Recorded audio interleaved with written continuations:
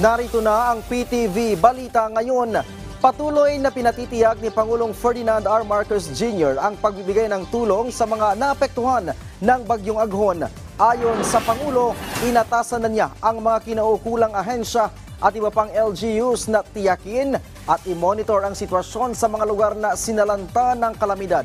Sa report ng Department of Social Welfare and Development, nasa mahigit 1.2 million pesos na halaga ng humanitarian assistance ang naipamahagi ng pamahalaan, habang mahigit 8,000 pamilya ang naapektuhan ng bagyo sa 74 na barangay sa Calabarzon, Mimaropa, Region 5, 6 at 7. Mababatid na kabilang sa nakaranas ng matinding pagbaha at malalakas na pagulan ang Quezon Province, Bicol Region at ilang probinsya sa Luzon.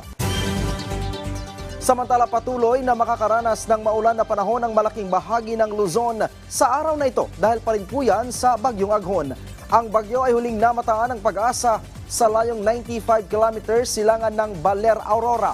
Taglay pa rin po nito ang lakas ng hangin na abot sa 140 kilometers kada oras at pagbugso ng hangin na abot sa 170 kilometers kada oras. Ito po ay kumikilos ng north-northeast sa bilis na 10 kilometers kada oras. Ang signal number 2 ay nakataas pa rin sa southeastern portion ng Isabela, northern portion ng Aurora at Pulilio Islands.